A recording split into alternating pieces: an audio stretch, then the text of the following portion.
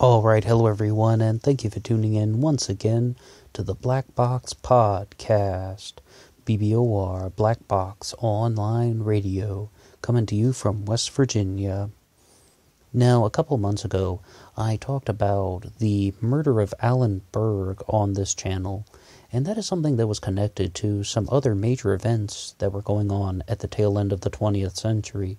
The murder of Alan Berg was in 1984, but then we experienced a lot of things in the decades that were to follow, such as the Ruby Ridge Massacre in northern Idaho and the Waco incident in Texas, as well as the Oklahoma City bombing. Then the documentary Oklahoma City on Netflix kind of covered all of these subjects and linked them together. I thought about doing something a little bit more comprehensive on either Waco or Ruby Ridge, because the Ruby Ridge Massacre is a very interesting and multi-sided case, and it was an incident in northern Idaho, but the people that were protesting it, some of them were just holding up signs that said world peace, with the peace sign, and it's a very multi-sided issue. But I'm reading the book now, Pale Horse Rider by Mark Jacobson, which is about the conspiracy theorist William Cooper, and also his book Behold a Pale Horse from 1991, and his radio show The Hour of the Time. But this is a skeptic's book. I mean, it's a biography and kind of half biography, half commentary, but it's a skeptic piece more or less. Now, there's a very interesting thing here, though, when they're talking about Oklahoma City. And let's just read a little section here. If the government strategy had been to set up McVeigh to destroy the patriot movement that had been rekindled on Ruby Ridge, they had succeeded. At the time of the Oklahoma City bombing, there were over 800 militias with membership that numbered somewhere between 50,000 and 200,000, depending on who you believed. After McVeigh's conviction, this number dropped steadily, bottoming out at perhaps 15,000 by the mid-2000s, before the huge rebirth that accompanied before the election of 2008. Now, I was very surprised that a skeptical book would actually be entertaining the possibility of a genuine conspiracy about how the government was using Timothy McVeigh and the Oklahoma City bombing to destroy these militia movements. I would say, though, that was an enormous thing that was brought to attention. Ruby Ridge, for example, it's if I understand the story correctly, and it's been a few months since I was really getting into that, it's an undercover government agent asked a man for a sawed-off shotgun, so a guy provided it to him. He's like, yeah, okay, I guess I can do that for you. And then they were like, well, we have to arrest you because you did something illegal. You made this illegally modified weapon. And he's like, I would never have done that if you hadn't, asked me to do so. And then that led to a standoff, and they were just like, hey, this is the government overstepping their authority, and they're just trying to imprison people by provoking them into, unwarranted destructive results. And that led to this sort of anti-government movement. And this book here, Pale Horse Rider, is arguing that the government actually wanted to just get rid of that sentiment. This government actually wanted to just get rid of these movements, these ideas, and the way that they would do that would be somebody like Timothy McVeigh. There are a few documentaries out there that say that Timothy McVeigh was a CIA job. Alex Jones has even covered some stuff on this, but Alex Jones isn't very credible. And, there's another name of someone else very famous who's done some stuff with Oklahoma City, but his name escapes me. He was featured in one of the documentaries, but off the top of my head, his name escapes me. I just thought that it was nice to hear the writer of this book, Mark Jacobson, taking a somewhat objective approach, whereas when he's talking about many other things like the New World Order and the Illuminati, he's very, very skeptical. But when he's talking about Oklahoma City, it seems like he's actually saying, yeah, the government was trying to destroy militia movements and anti-government movements post-Ruby Ridge. So it's like, I mean, first of all, I need to say, maybe I didn't give the best, recount of the Ruby Ridge Massacre. The Discovery Times did a much better documentary presentation than I ever will rattle off in 30 seconds. But it's like, in short, they believe that, some injustice was committed against an American citizen that he didn't deserve. And that, led to a standoff that led to the Ruby Ridge Massacre. And then Waco, of course, David Koresh, the Branch Davidians, they believe that the government went too far in that as well. So we have this huge barrel of anti-government sentiment. Now, it's something like the McVeigh bombing. It's like if the government strategy had been to set up McVeigh to destroy the Patriot movement that had been rekindled on Ruby Ridge, they had succeeded. I mean, it's like, I would really kind of hope not. And a lot of people argue, though, that McVeigh was, like a lone actor along with his accomplices. I mean, like the people that, had knowledge of what he was doing. But a lot of people argue it from that way.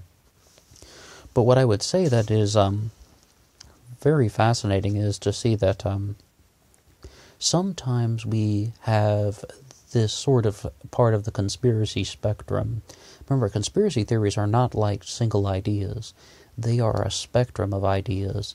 And I believe what Mark Jacobson is trying to say in this book is that the government's probably obtained some prior knowledge and they had the ability to kind of allow it to happen in order to get the desired outcome of the general public that they wanted. But what's nice to see, well, I mean, it's not nice, but what is kind of, a supporting point is that anti-government sentiment, was resurfacing in 2008 because of the election of a certain individual named Barack Obama. And I did a couple uploads recently on the conspiracy theories associated with Barack Obama. But what I would really say is that, there was I remember reading the comments sections on YouTube and other forums during the early parts of the Obama administration, and it was just like, there was a lot of anti-government sentiment in 2008, but at the same time, it's like, we have to really just recognize what is the culture and what was actually plotted and planned by the government. And it's like, let's just read another section here. Much of the early decline, this is talking about the decline in government militias, was due to the increase in redirected police activity against what was now called domestic terrorism. The FBI hired 570 new agents post-Timothy McVeigh within a year of the Murrah Building's bombing. More significantly, as Danny Deffenbaugh, who was head of the FBI's post-OKC investigation, said, we were allowed to range more freely. Well, this is like something that has been extrapolated by a lot of people, whether it is William Cooper or Alex Jones or anybody in the conspiracy movement. They were like, these terrorist attacks lead to more surveillance on the American people. These attacks lead to more, more observations of the government into the lives of American citizens. Bear in mind that post-September 11th, we ended up with the Department of Homeland Security, which the Libertarian Party has condemned. They were like, this department is just, invading the privacy of American citizens. But they would, of course, say that in other ways. What I would say, though, is that in some of the other parts of this book here, Pale Horse Rider by Mark Jacobson, I would say that they haven't completely demonstrated that Timothy McVeigh was indeed something that was either calculated by the government or that it was allowed to happen by the government or that the government wanted it to happen. I don't even think that the writer is saying that 100%. I think he's kind of halfway in the door, halfway out, like 1 foot in, 1 foot out when it comes with that. But the heart and soul of his comment here is that the government used the Oklahoma City bombing as a way to benefit the government. They used it to benefit themselves. And the way they did that was by, using this as an opportunity to quash any of these anti-government movements. And this was 1998 for the Oklahoma City bombing, I believe. And then they had sort of 10 years of a time when they could have pushed off the kind of anti-government sentiment that was growing in America. And maybe if you were, around during September 11th, 2001, September 11th, 2002 was an enormously patriotic time, and it was very well justified. Because we were in a state of mourning, because that was the largest domestic murder in the history of our nation, So, of course, there's going to be a strong American sentiment going on in that time, but even back to 1998. I think that the heart and soul of what Jacobson is saying here in this section is just that, Oklahoma City was a horrendous tragedy. But what the government did was they recognized a lot of things were growing because of Ruby Ridge and because of Waco. And there are many other sections here in this book talking about the group, the Order, that murdered Alan Berg. And the government was like, they needed sort of a way to push down on the growing anti-government hatred movements. Did I say anti-government hatred? We could say anti-government, or government hatred movements. And they used the Oklahoma City bombing, the media coverage, the presentation of Timothy McVeigh, vilifying him, all of those things. Did the government have any sort of calculated involvement with this? I would hope not. Nothing really surprises me too much these days. If you were to give me some very hard, concrete evidence, I wouldn't deny it. I would probably accept it, and I wouldn't even be surprised.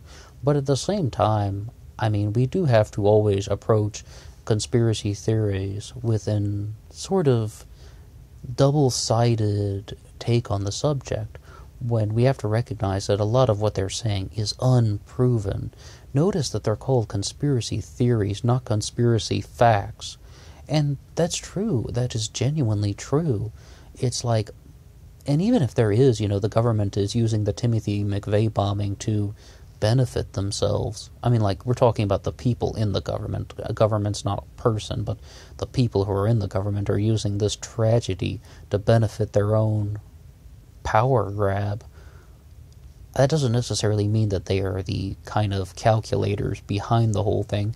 No, that means that they're kind of using a tragedy for their own situation. And I believe there's a new film out now, Vice, with Christian Bale, about Dick Cheney and George W. Bush. And they're going to be talking about some things about using the September 11th attacks for trying, not that they plotted and planned them, but they used that to their advantage in the government as well. And, bear in mind, I'm saying this on December 9th. The film hasn't come out yet. That's just kind of one of my anticipations that is going to happen in that particular film. But governments do use tragedies for their own benefit. And I think that that's the biggest thing to remember. But once again, if anyone would like to check out this book, it is Pale Horse Rider by Mark Jacobson. It's about William Cooper and conspiracies and the fall of trust in America. And that's what today's upload was really about. It was about exploring, it's mostly a skeptical book. Very skeptical things about William Cooper and the Illuminati, and we mentioned the New World Order. I've done multiple uploads about the New World Order where we've talked about Mark Jacobson and his writing. But I was just very surprised that it seemed like, that kind of Oklahoma City stuff was halfway in and halfway out, as well as, I would just say that the sort of sentiment that is out there is, he's saying that the government really kind of almost enjoyed the benefits of the Oklahoma City bombing because it crushed the anti-government hatred. Did I say anti-government hatred again? It crushed the anti-government feelings that people had post Ruby Ridge and Waco. But what do you think about this? Do you think there's any chance that the government was involved with something like the Oklahoma City bombing? This is a small corner of YouTube. If you have something to say, don't ever feel like you have to hold back on the comments section in this channel. And what do you think about, something like Waco? Did the government go too far? or certain things out of line. And if you disagree completely, that's fair too. We're pretty open here. So that's all for me now. Kind of a different upload today, but until next time.